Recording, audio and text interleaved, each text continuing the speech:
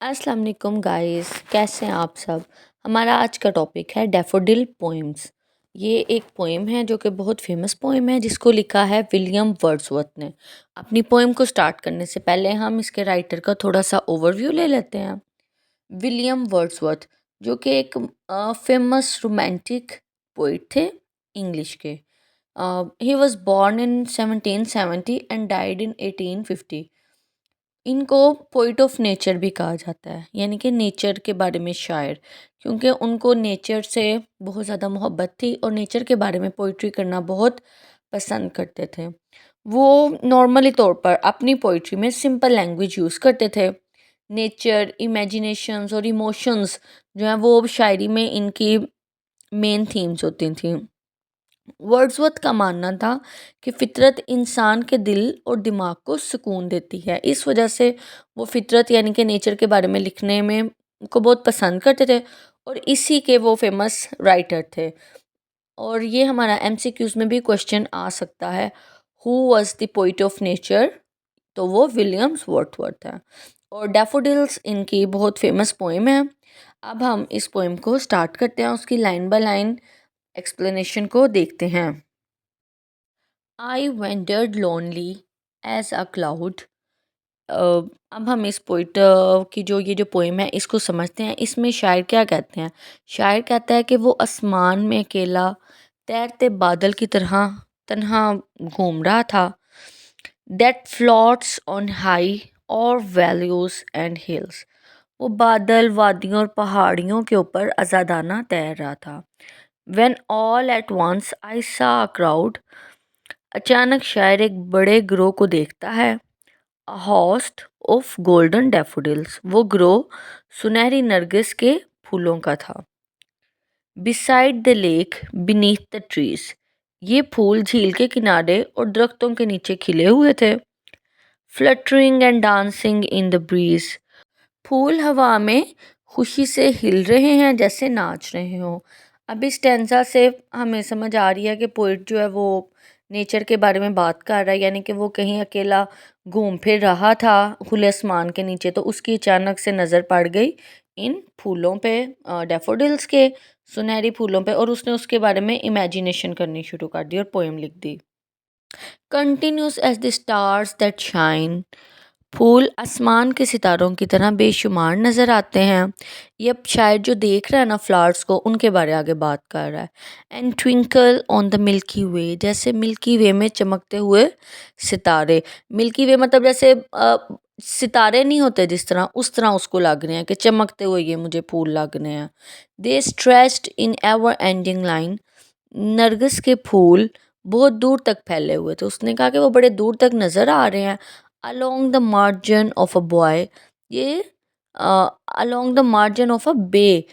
क्या ये झील के किनारे खिले हुए हैं। 10,000 सा आई एट अ ग्लांस। शायर मुबालगा मतलब वो एग्जैजरेट कर रहा है इसको बहुत ज़्यादा ना, कि इसने हज़ारों फूल देखे। तारीफ़ जो कर रहा है उसकी, तो वो तारीफ़ में आगे बढ़ता जा रहा है और एग्जैजरेट कर रहा है। Tossing their heads in sprightly dance. फूल खुशी से अपने सर हिला रहे हैं, क्योंकि वो उसको देख रहा है, उसको वो पसंद आ रहे हैं। और कोई भी पोइट होता है ना, वो जिस भी चीज़ को देखता है जब स्टूडेंट्स, तो वो अपनी नज़र से देख रहा है और वो जो फील कर रहा है वो उसको बयान करता जा रहा है। The waves beside them danced but they. झील की लहरें भी नाच रही थीं। Out did the sparkling waves in Glee. मगर फूल लहरों से ज़्यादा खुश नज़र आ रहे थे। वो पूरा जो वो सीन देख रहा है उसके बारे में वो जो जो फील कर रहा है वो उसको अपनी पोइम में लिखता जा रहा है। A poet could not but be gay. शायर ये मंजर देखकर खुश हो जाता है। इन सच अ डंस्ड कंपनी। खुशगवार फूलों की सोहबत शायर को खुशी देती है। I gazed and gazed but little thought. शायद देखते ही रहा, शायर जो है वो देखता ही रहा मगर इसकी अहमियत ना समझ सका। What wealth the show to me had brought. बाद में इसे एहसास होता है कि मंजर जहनी दौलत था। मतलब बाद में वो सोचता है कि मैंने कितनी ख़ास चीज़ को देख लिया, इसमें मैं अकेला था उधर और मैंने कितना अच्छा ये सीन देखा, और वो क्या दौलत है ये ज़हनी सोचने के लिए। For oft when on my couch आई लाई, जब भी शायर अकेला आराम करता है, इन वैकेंट और इन पेंसिव मोड, चाहे फारिग हो या गहरी सोच में, दे फ्लैश अपॉन दैट इनवर्ड आई, नरगिस के फूलों की याद इसके जहन में आ जाती है, which in the bliss of solitude, ये याद इसकी तन्हाई को खुशगवार बना देती है। And then my heart with pleasure fills, इसका दिल खुशी से भर जाता है, and dances with the daffodils, और उसे यूँ लगता है जैसे वो फूलों के साथ नाच रहा हो। स्टूडेंट्स, ये पोएम जो है वो आपको अच्छे से समझ आ गई होगी।